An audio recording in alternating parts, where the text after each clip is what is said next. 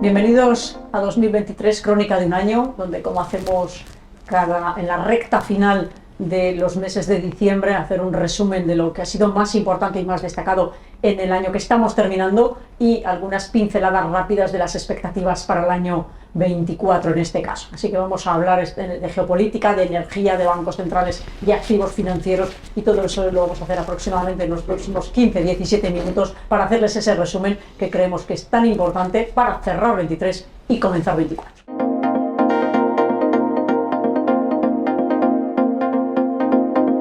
Vamos a comenzar, como decía hace un instante, con un resumen rápido de cuáles son los acontecimientos o aquellos aspectos que han sido la base del resto de comportamiento en los activos y demás, es decir, lo que ha sido más relevante en este 2023. Y para eso tenemos a Alberto en esta primera intervención, que nos va a hablar de esto. Alberto, ¿qué podríamos decir que ha sido sobre lo que se ha sustentado el resto de cosas que han pasado importantes este año?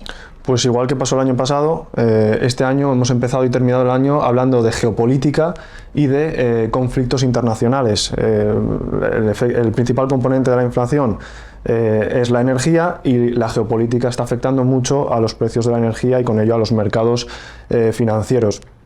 Este año lo más relevante ha sido que Rusia ha logrado evitar parte, con el apoyo de China, parte de las sanciones internacionales, y ha continuado siendo pues un agente geopolítico estratégico a nivel mundial y un exportador de energía. China también ha maniobrado para que Arabia Saudí pudiera ser un poco más independiente de Estados Unidos, y esto ha permitido tanto a saudíes como a rusos hacer continuos recortes de producción. Empezaron ya pronto en abril, con el objetivo de mantener el precio del petróleo por encima de los $80, que es el objetivo que tienen ambas potencias. Pero no solo hemos hablado no solo hemos tenido este foco en estas dos grandes potencias, sino que durante el año hemos visto diversos conflictos internacionales que han afectado de manera importante al precio de la energía. Previstos, ¿verdad? Y que bueno, cuéntanos un poco rápidamente por enumerarlos, ¿no? Y ver, tenerlos presentes, porque de hecho continúan para el año 2024, sí. Es decir, son de las incertidumbres, entre comillas, o de los conflictos que tenemos abiertos para el año próximo. De hecho, el de Rusia continúa para el año que viene y ya viene del año anterior, viene del año 22, aunque sí que es cierto que no ha sido tan importante como fue el shock que provocó en el año 22, porque es cierto que Rusia, bueno, pues ha introducido recortes en la producción, pero también es cierto que ha conseguido saltarse gran parte de las sanciones internacionales y ha continuado exportando energía. Por lo tanto, no ha sido un foco tan relevante como otros años. Quizás lo más relevante, o el que más, digamos, portadas de periódicos ha ocupado, ha sido el conflicto entre Hamas, entre Israel y Palestina, ¿no? Después de la invasión del ataque de Hamas en Israel, se vio que el crudo se disparó hasta prácticamente los $100 el barril. Aunque es cierto que pronto se disiparon el temor a un gran conflicto en Oriente Medio, y esto ayudó además a apuntalar el rally, ¿no?, que hemos vivido en este final de año en el mercado financiero. El otro conflicto, y que surge como derivada de este, es el conflicto en el Mar Rojo. Surge como derivada del conflicto de Israel y amenaza con tener unos efectos en la inflación aún superiores, en la inflación y en la energía, aún superiores al propio conflicto de Israel con Palestina. ¿Qué ha ocurrido? Pues hay un grupo que apoya a Hamas, que está atacando buques en el canal de Suez. El canal de Suez es por donde pasa el 12% del comercio mundial, y las navieras se niegan a pasar por este canal, ¿no? Entonces el efecto que tiene en la inflación está siendo muy importante. Eso sí, a pesar de todos estos conflictos, hay que decir que el precio del petróleo está manteniéndose por debajo o incluso al nivel de $80 el barril con el que empezaba el año.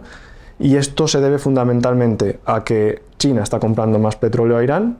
Esto permite que Irán ponga mucho más petróleo en el mercado, con lo cual hay una mayor oferta de crudo, y a la política, digamos, exterior de Estados Unidos. Estados Unidos, por un lado, se ha convertido en exportador neto de petróleo, y por el otro lado ha levantado las sanciones que tenía sobre Venezuela, permitiendo que India compre a Venezuela, con lo cual ha hecho dos cosas.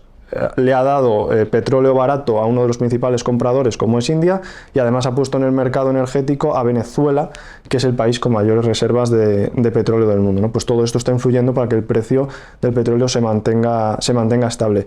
Y por último, hablar también de conflictos, esta vez dentro de la OPEP, dentro de la propia OPEP.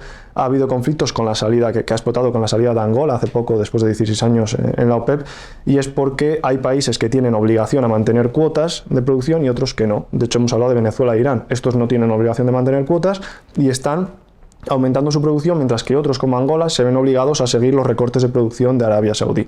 Pues esta falta de disciplina interna que hay dentro de la OPEP ha sido otro de los elementos que está empujando el crudo, digamos, hacia abajo.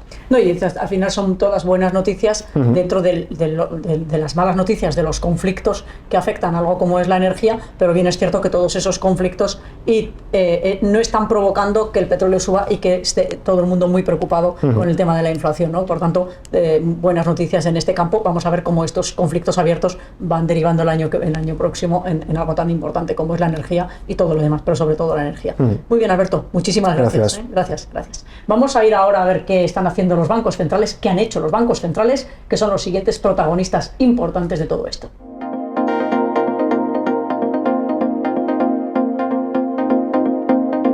Como decía hace un instante, vamos a hablar de bancos centrales. Cristian, ¿qué nos cuentas de los grandes protagonistas de los 2 últimos años? Porque sin duda han sido los grandes protagonistas. Yo hablaría de los bancos centrales y su pelea con la inflación, que es su gran objetivo, ¿no? Es decir, haciendo un poco de memoria, veníamos con datos de inflación que no tenían nada que ver con lo del año 2022, lógicamente algo más controlados. Hablando de números, pues por ejemplo, teníamos Estados Unidos, acababa el 22 en el 6,5 para tener referencia, ¿no? Alemania en el 8,6, Francia en el 5,9, España en el 5,7, datos que empezaban en enero, donde hacían creer a los analistas pues que esto podía ir un poco más rápido, la caída de la inflación. Teníamos un mes de enero fulgurante, pero las subidas de tipos de interés continuaban, porque no caía al ritmo que esperaban los bancos centrales para llevarla al objetivo del 2%, no nos olvidemos de ese punto, ¿no? Esto generaba otra incertidumbre, que era la situación de las economías.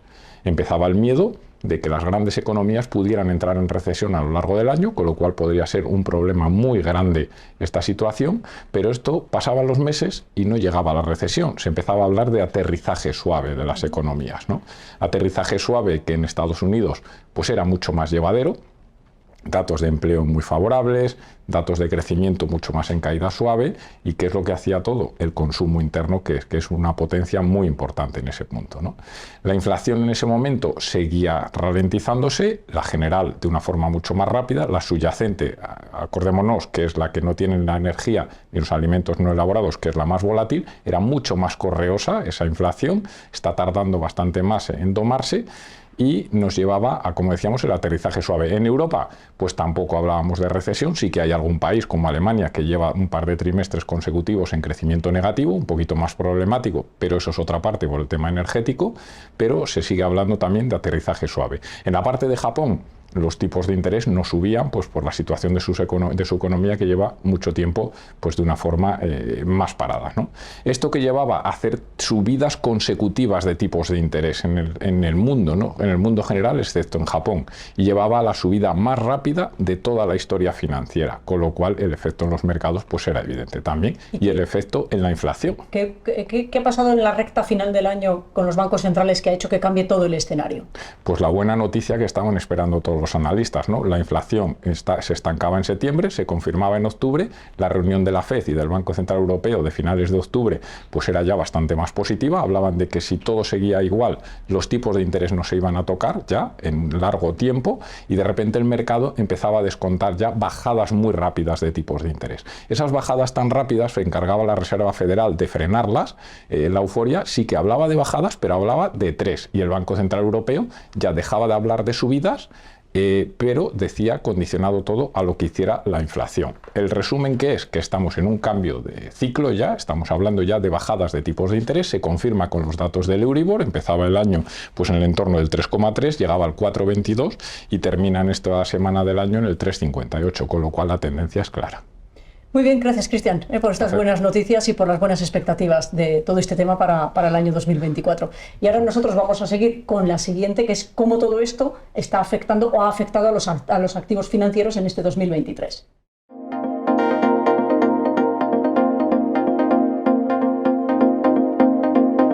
con los activos financieros tenemos a Fran. Fran, ¿qué vamos a contar de la parte de renta variable, de lo que ha acontecido en general, de lo más destacable en el mundo de renta variable en este 2023? Pues mira, hay que decir que en el 2023 de entrada los analistas habían sido especialmente cautos y los mercados les han sorprendido porque han batido las expectativas que muchos de ellos tenían, o al menos de forma general. Esas subidas verticales en los tipos de interés hacían que comenzáramos el año con Europa por delante de Estados Unidos, y queremos destacar principalmente dos aspectos en la parte de renta variable. Uno, lo que tenía que ver con el sector financiero, las crisis bancarias que ocurrían además a ambos lados del Atlántico.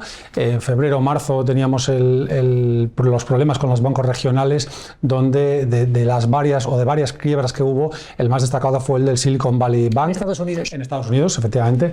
El principal exponente de esas caídas, de esas quiebras, donde los bancos, la mayor parte de ellos, iban ligados o muy relacionados con el sector de las telecomunicaciones, la tecnología y las criptodivisas. De hecho, Silicon Valley Bank, que fue la mayor quiebra, o ha sido la mayor quiebra por detrás de Lehman Brothers en el 2008, vimos cómo tenía una exposición de aproximadamente el 50% de las startups americanas. Y de hecho algunos de los directivos han hablado que se perdía del orden o bajaban los depósitos del orden de $1 millón por segundo en esas fechas. Por tanto, ese es uno de los ejemplos en Estados Unidos. Si nos venimos a Europa, el caso de Credit Suisse es el más sangrante, una entidad que ya hacía aguas por todas partes. Veníamos con problemas de gestión, con resultados financieros negativos. Además de esto se le añadieron varias ampliaciones de capital, donde la última de ellas, el Banco Nacional Saudí, se negó a realizar aportaciones. El resultado final fue la quiebra de esta entidad, y la verdad es que se salvó únicamente gracias al rescate de UBS como única salida, forzada también por el Estado suizo, y eso acababa, digamos, con la imagen de un sector financiero suizo como máximo exponente. El otro apartado, además del sector financiero, tiene que ver con los considerados 7 magníficos, que no son otros que 7 compañías que han destacado por un comportamiento realmente espectacular en el bolsa a lo largo de este año 2023, y que son empresas tecnológicas más o menos con mucha relación con el sector tecnológico: Alphabet, Amazon, Google, Apple, Meta, Nvidia y Tesla, y de hecho cotizan en el mercado, en el Nasdaq, en el índice tecnológico, y también cotizan en el Standard & Poor's 500, hasta el punto que han sido los causantes de buena parte de la revalorización del Standard & Poor's a lo largo del año, puesto que ponderan casi un 30%, y de hecho hemos visto cómo el selectivo americano ha llegado o ha marcado máximos en las últimas fechas. Las razones han sido dos principalmente: una, caída de valoraciones que vivíamos en el año 2022, es decir, realmente algunas de ellas estaban baratas, y el segundo de los apartados, también muy destacable, es la importancia de la inteligencia artificial, y es que el lanzamiento de ChatGPT en noviembre del 22 ha traído o va a traer posiblemente potenciales ingresos para las compañías tecnológicas. En renta fija, ¿qué podemos decir que son los activos que este año han dado muchas alegrías? A ver, renta fija, a mí me ha gustado definirlo como el activo de moda, y es que aunque el comportamiento no haya sido tan importante desde el punto de vista de los índices, sí lo ha sido en las carteras de los inversores, y ha sido sin duda un activo que ha pasado a ocupar un peso relevante que quizá por otro lado decir que le correspondía. Ha sido un punto de inflexión ese cambio de los tipos de interés. Ya se puede tener un cupón razonable, no tiene sentido tener dinero en las cuentas a la vista. Por tanto, la gente se ha apuntado a ese carro de alguna forma de la renta fija, que además lo ha justificado por interés, como decimos, y por rentabilidad. Han proliferado todo tipo de productos, y sobre todo fondos de renta fija de cualquier clase, fondos a vencimiento, y ha sido el claro ganador, ya como decimos, por el interés general, y en países como el español, donde además el conservadurismo es importante. Y además hay que destacar en ello que las rentabilidades en algunos casos llegan al 10%, lo que deja, como hemos venido diciendo durante todo el año en las conferencias y en todo lo que hemos hecho, donde deja en muy mal lugar a las letras del Tesoro, donde la gente creía que tener un 3% o los plazos fijos al 2% era lo más interesante. Era lo más interesante, claro. Y diciembre va a llegar, como venimos diciendo durante todo el año, a la conclusión de que eso no era así, van a ser los grandes perdedores, lo van a ser para el año 2024 y siguientes, las letras del Tesoro y los plazos fijos, y por tanto la renta fija ha sido la gran estrella sin ninguna duda, y lo seguirá siendo en los próximos años. Por lo tanto, queremos destacar todo esto. Vamos ahora, Fran, contigo. A ver, cuéntanos cómo han terminado los principales índices bursátiles del mundo. Pues sí, María Jesús, ahora toca el turno a hablar de lo que han hecho los principales índices, aunque queremos comenzar recordando los bonos, la renta fija, puesto que ha sido sin duda el activo de moda. Ya lo fue el año pasado por las subidas tan bruscas de tipos de interés, y este año, donde el comportamiento ha sido mucho más tranquilo, eso sí, no exento de idas y venidas en cuanto a las rentabilidades y la volatilidad de los mismos. De hecho, si el año pasado terminábamos, un ejemplo, el bono alemán finalizaba en el 2,46%, este año el cierre va a rondar el 2%, con lo cual vemos que incluso ha llegado a estar por encima de esos niveles. En el caso del bono americano ha alcanzado el 5% y va a acabar en el 3,90%. Por tanto, un año no exento de volatilidad. Sí que la importancia que ha tenido la renta fija, porque ha vuelto a ser uno de los activos de moda presente en muchas de las carteras, y como decimos, el comportamiento cierre del año para el bono alemán en el 2,01%, el bono español en el entorno del 2,90% y el bono americano, y como decimos, alcanzó esos niveles máximos para luego venirse para atrás en esta recta final del año y acabar en una rentabilidad, una TIR para el bono a 10 años en el 3,89%. Ahora sí vamos con los principales índices de renta variable, una renta variable donde en general los comportamientos han sido realmente espectaculares, unas subidas, recuperación en muchos de los casos de las pérdidas que habían sufrido en el año 2022, en otros incluso superando esa caída vivida en el 2022, y donde el primero de ellos, la bolsa española, el IBEX 35, se resarcía de ese varapalo sufrido, puesto que después de haber acabado el año anterior con un comportamiento, como decimos, muy errático y negativo, este año conseguía recuperarse un 22,5%, nada más y nada menos. En el caso de la bolsa europea, reflejada por el principal índice o el más concentrado de todas ellas, que es el Eurostoxx 50, que vivía una subida del 19%, y en general, bueno, pues Alemania ha sumado un 20,5%, Francia un 16,4%. Sí que es verdad que uno de los índices importantes y que se ha quedado algo rezagado respecto al resto ha sido el Reino Unido, el FTSE 100, que subía únicamente un 3,64%. Vamos allá y ahora con las bolsas en Estados Unidos, donde sin duda han sido protagonistas por ese comportamiento que incluso ha superado el de la bolsa europea en algunos de sus índices. El índice Dow Jones subía un 13,7%, quizá el más tímido de esos índices principales, puesto que el Standard & Poor's 500 reflejaba una recuperación del 24,5%. Sin duda la palma se la lleva el tecnológico Nasdaq, donde las subidas que ha vivido rondan el 45%. Sin duda el sector de la tecnología es de los que ha dominado el año, no solamente las denominadas los 7 magníficos, las 7 principales compañías o más grandes de la tecnología, sino en general un sector que ha vivido una recuperación generalizada. El Nasdaq finaliza el año por encima de los 15.000 puntos, como decimos, en niveles muy elevados, en el caso del Standard & Poor's muy cerca de sus máximos históricos. En cuanto a otros países de la parte Centro y Suramérica, decir que el índice mexicano también con comportamientos muy importantes, subidas del 16%, y en Brasil el índice Bovespa un 22% de recuperación. El mercado argentino quizá un dato digamos que un poco engañoso, porque habla de subidas del 353%, pero habría que revisar el comportamiento en dólares para poder comparar. Pero bueno, como ven, tanto en Europa como en Estados Unidos o en Sudamérica, las subidas son de cierta entidad, de subidas muy importantes y que empañan o que digamos que consiguen borrar muchas de las caídas vividas el año anterior.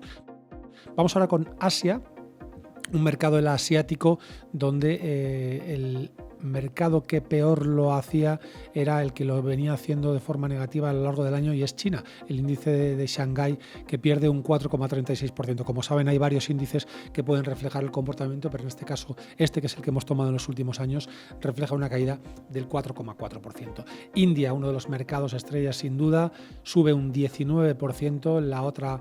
El otro mercado que incluso supera en revalorización es Japón, que suma un 28,5%. El comportamiento espectacular tanto en India como Japón, mercados donde los inversores han estado centrados y ha merecido la pena, como decimos, estar en esos países y estar invertido allí. El índice de Corea, el Kospi coreano, menos relevante desde el punto de vista de inversión, aún así ha subido un 18,7% y en Australia se ha revalorizado un 8,5%.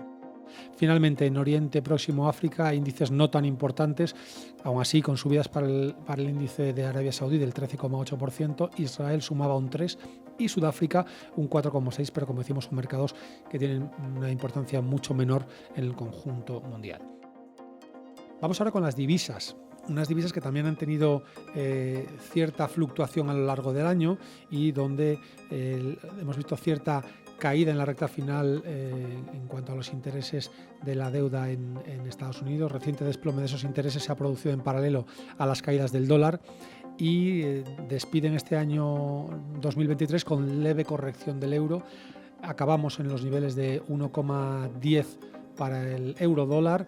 Es una revalorización del 3,34, el euro contra el yen se recupera un 11,5 y el euro contra la libra cae un 1,76%.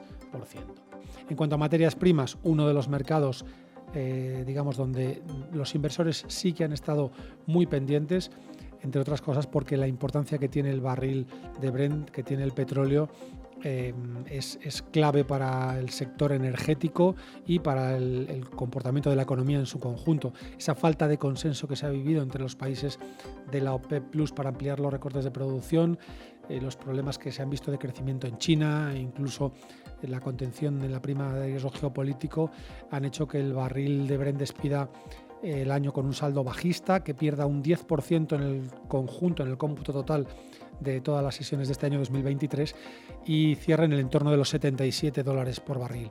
Por su parte, el oro ha vivido momentos de recuperación, ha sido un activo, bueno, si no estrella, sí que ha vivido un buen momento, se ha mantenido en los niveles por encima de $2.000 durante buena parte del año, se revaloriza un 14% en el conjunto anual y cierra en el entorno de los $2.083 la onza, como decimos, dentro de la parte de materias primas. Esto es a grosso modo, y a falta de que terminen o a falta de que pasen unas horas para finalizar el año en estos mercados financieros, cómo se han comportado, como decimos, principales índices, la renta fija, las materias primas, las divisas, y a partir del la semana próxima ya esperando qué nos depara el año 2024.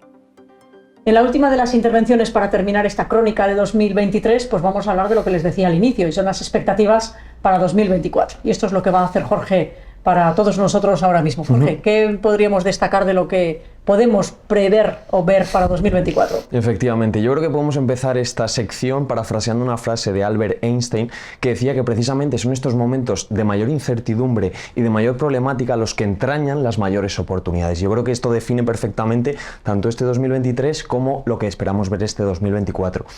Hay un montón de preguntas que todavía no tienen respuesta, como qué es lo que pasará con los tipos de interés, estos conflictos que tenemos abiertos, qué es lo que ocurrirá también con esta inteligencia artificial o incluso sobre las energías renovables, si van a ser sustituidas por los combustibles fósiles o no.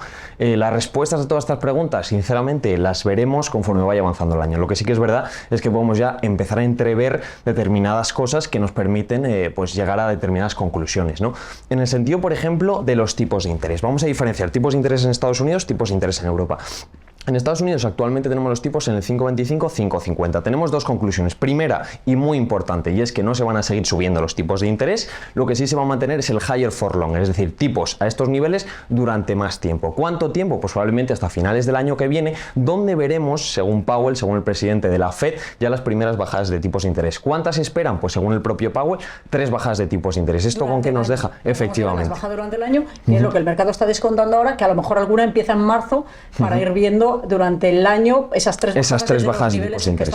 Y no se descarta incluso que haya alguna adicional. Pero en este sentido, pues claro, lo que nos deja es un escenario muy favorable tanto para renta fija como para renta variable. En el caso de Europa, las cosas no son tan claras porque Christine Lagarde, presidenta del Banco Central Europeo, todavía no ha anunciado bajadas de tipos de interés porque considera que hay que mantener los tipos durante un poquito más de tiempo. Pasamos al siguiente tema. ¿Cuál es el siguiente tema? Recesión, sí o no. Aquí en este sentido también diferenciamos entre Estados Unidos y Europa. En Estados Unidos, ¿qué es lo que nos hemos encontrado? pues que durante este 23 ha habido una ligera recesión en determinados sectores, lo que se llama recesión escalonada, pero debido a la fortaleza sobre todo tanto del mercado laboral como del consumidor estadounidense, no ha habido una recesión para este 2023. ¿Qué es lo que se espera para el año que viene? Pues sinceramente que la economía estadounidense está siendo muy fuerte y por lo tanto no se espera recesión para este 2024 e incluso se espera un crecimiento de en torno al 2% para la economía estadounidense. En el caso de Europa, peores noticias también. ¿Por qué? Porque Europa sí que ha sufrido más, ha acusado muchísimo más la subida de tipos de interés y nos encontramos países como por ejemplo Alemania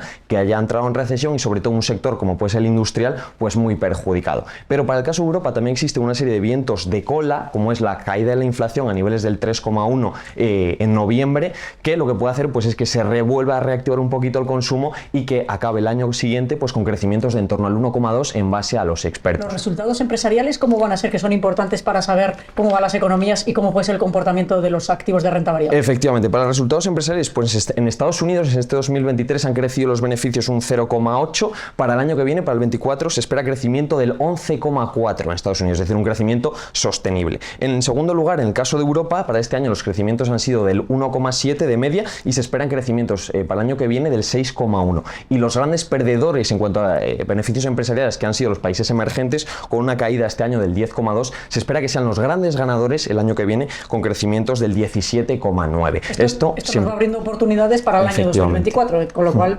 ¿cuáles ves que son las oportunidades? Las grandes oportunidades, primero que nos estamos encontrando un escenario de bajadas de tipos de interés. Históricamente, en escenarios de bajadas de tipos de interés, tanto los activos de renta fija como los de renta variable bien seleccionados, y repito esto, siempre, es decir, siempre han superado la rentabilidad tanto de los depósitos como de las cuentas remuneradas y de los activos a corto plazo. Por lo tanto, y ya se ha confirmado además, o sea, no es algo que puede llegar a pasar, es que se ha confirmado que va a pasar. Nos encontramos ante una oportunidad histórica en este tipo de activos. Lo que sí que es verdad es que hay que aprovechar y ser muy selectivos porque no todo vale. Y en este tipo de entornos también destacar el tema de la inteligencia artificial, que va a ser uno de los grandes ganadores, no solo empresas que desarrollen esta inteligencia artificial, sino empresas que aprovechen esta inteligencia artificial para mejorar tanto sus procesos como su productividad. No, por eso de cara a los inversores, ya para terminar este resumen, decir que las carteras de inversión para el año próximo, con todo lo que han estado escuchando ustedes y oyendo en las distintas intervenciones, es que tiene que ser muy global, muy diversificada, muy de autor y que no sea algo que no puedan ustedes hacer cambios o que no se hagan. Por tanto, fuera plazos fijos otra vez,